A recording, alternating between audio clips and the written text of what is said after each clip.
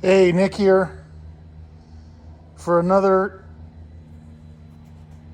Wunderbar video about how to take a spring off, how to compress a coil spring, remove a coil spring on a 65. Same thing as any of the other cars. I have the Moog spring compressor. It's an inside spring compressor. This is how it goes. I use the, there's another plate that goes on top. They don't show it on here, but it's this setup where I pull it up into the car and then I release it. And that's the easiest way. This way, you compress the spring in the car. You're not using the body of the car to compress it. This way, you're compressing the spring here up and top and bottom underneath the fender, and then you pull it out. And then you have to release the spring compressor once it's out. What I do is this is up here on top of the fender. I pull the spring up into the fender and then release it because the bolt is long enough to do that. It doesn't just go flying. Anyway, these are this is a kit to work on different cars. I had to make this I bought extra parts. I had to cut it and shorten it to fit under the hood. Because normally they come like this. See how long this is? See how much longer it is? So we actually made that.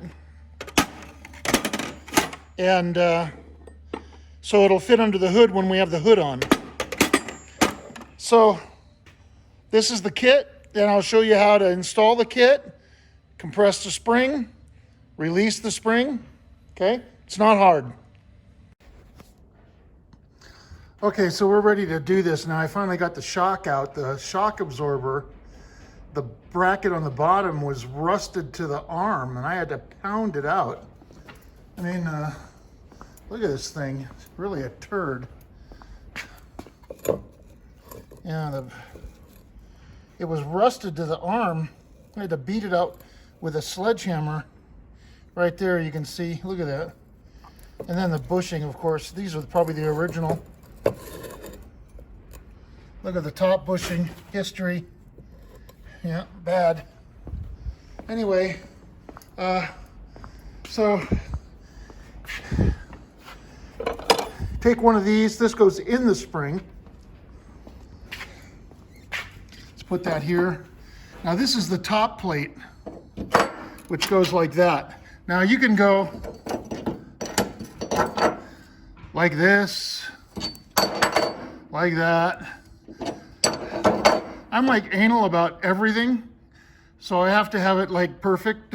So, because it just kind of helps me underneath, you know, knowing left, right, front to back. So I do it that way, instead of having it at some weird angle like this or something. And then this plate, this is gonna go in the spring. Now you just slide it in the spring.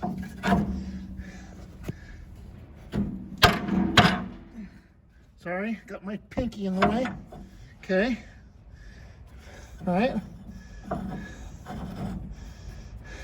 So now you have choices of where you want to place this. You can place it up higher, like this. Turn it around, place it up higher.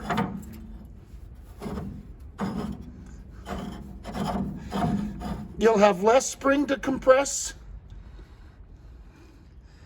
which means you may or may not be able to get it out of the arm.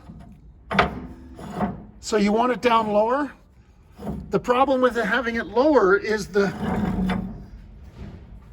spring is curved. So the plate is more of an angle. So that's probably about right there. See how the plates, see I'm holding the phone level, and you can see how the plate is like this. It's not level, it's like this. So the bolt to go through it is gonna have a problem. But I think we'll be fine that way. So then, once you get the plate in, where's the bolt? Here, bolt. There it is. All the stuff on the end. See, I was using it on the other side. Okay, so here, let me put this over here. Hey, okay, so I got the bolt. Had to go look for that. Now these are the three parts that go with the bolt and the top plate. The top plate. Now this is when you're using this when you're compressing the spring up into the fender, not when you're compressing the spring to take it out as a compressed unit. I'm just going to pull it up into the fender, so this goes on top of the fender as I showed, right? So with this,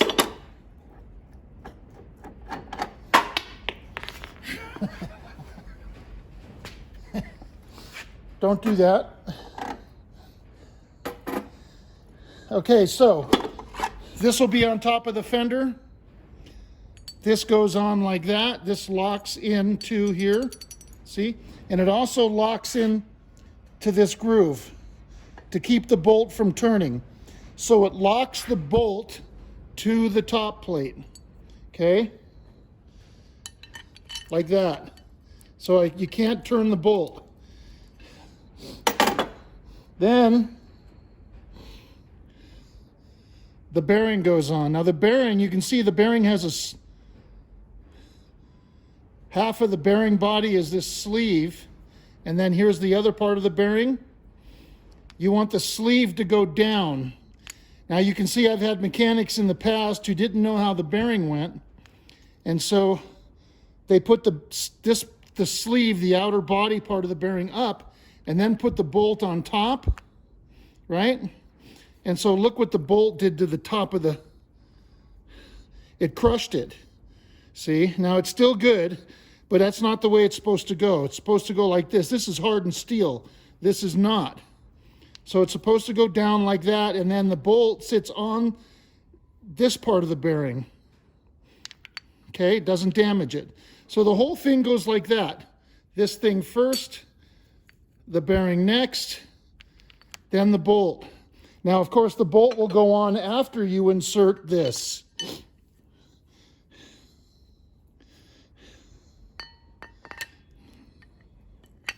So this will be in the car like that. Okay, the bolt will go on, you'll thread it on, and then it'll sit like this in the car. So we'll go ahead and install this right now. Okay, you know what, I can get all this out of the way. I had the valve cover off, so I was trying to get the spark plug wires off the lifter rockers. So we got the plate on, right? The top plate, got that put on. We got the other plate in the spring as I showed you. And then, so this thing's got to go down. The bolt, right? That goes down. That's going to go into the plate. Maybe there's more light this way.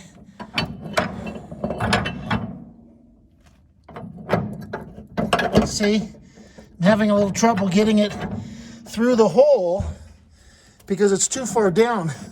So what you can do is turn it a little bit, okay, and then turn it back once it goes through. Where are you, right? Where are you? Oh yeah, here. Looking for the edge. There we go. Okay, so it went through. Okay, now I'm gonna turn it back. I'll leave it about right there. Now, one thing I forgot to show you, so I'll show you on this other one, on the bottom of this plate, is that. So the bottom of the bolt, those dowels are going to sit into there, and they're 90 degrees from this, perpendicular to the slot that it goes into. So the slot is this way, and the bolt and the dowels on the boat the pin, whatever you want to call it, is that way. So we want to turn this that way. No, this way, sorry. Exactly like that.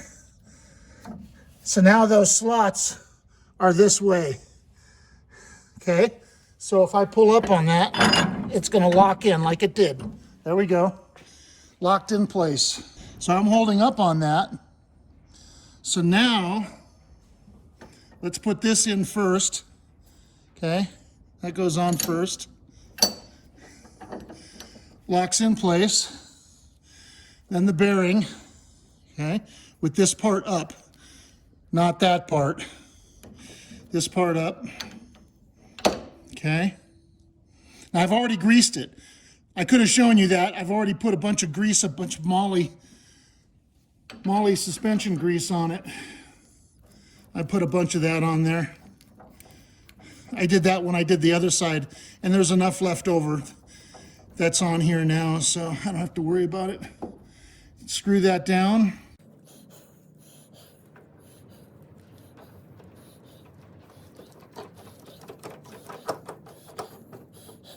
Okay, now you're set. Now it's ready. It's ready. All you got to do is turn that, and it'll compress the spring. We get another rag. These blue rags are great. You know, these blue rags are good. Now in here, see, the plate is up against the bottom of the spring. It's all set. Everything is in position. Got a couple ways that you can do this, okay? This is the one we modified to make it shorter. You got a couple ways. You can either do it by hand with a ratchet, 1/2-inch drive, okay? That's the best way because you put less stress on the bolt. Bolt's pretty heavy, but because I'm old and senile and gonna give out any minute, I use air because doing this sucks. So I can just use air and but air, you know, you gotta use an air gun, air hammer gun. Problem with that is it puts stress on the bolt. In my opinion, it does. You know, it's hammering on it. So, but I'm willing to take that chance. I don't want to sit here all day doing this by hand. So you just, you know, I don't stand by the fender, so it kills me, as I was just doing. And then here, so we'll watch that.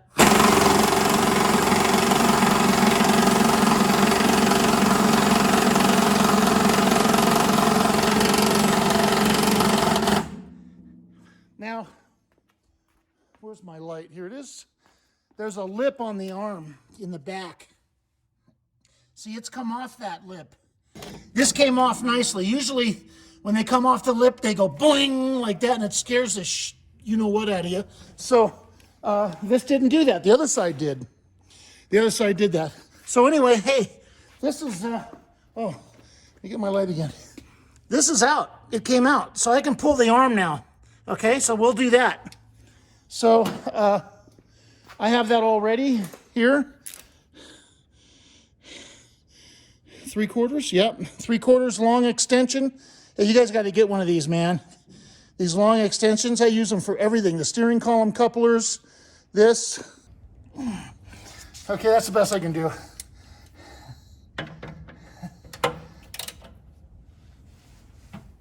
Oh, man.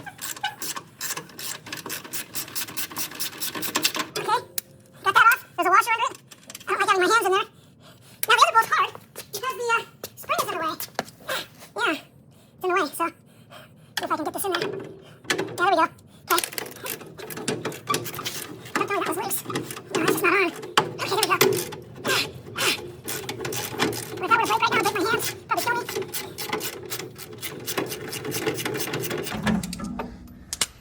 Okay, there, that one came off. Get the washer. Okay, so I got the bolts off, see? Just wiggle it back and forth. There.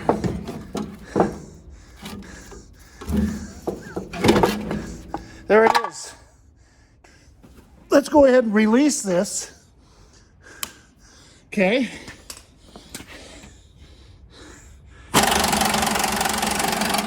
Let's see how much. Okay, we have some rod left, some threads.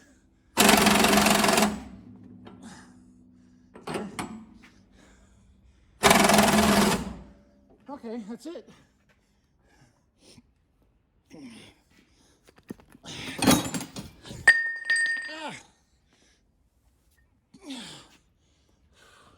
Is that loose? Oh yeah, that's loose, it's undone. So, it's just laying on the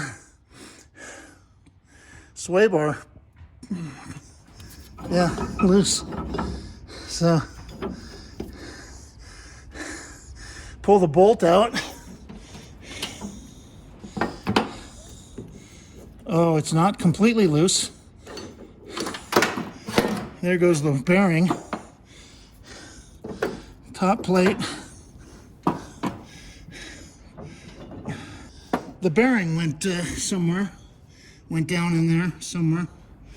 I have to dig that out later. Pull the plate out. Okay. And then the spring. Whoa. There it is. Some of the bolts came with it for the shock tower. See? And it had this spacer plate up there. Pulled the bolts out with it. Okay, so there it is. That's not so hard to do.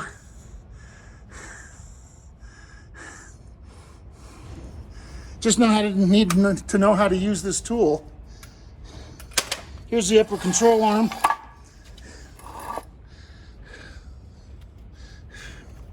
That's history.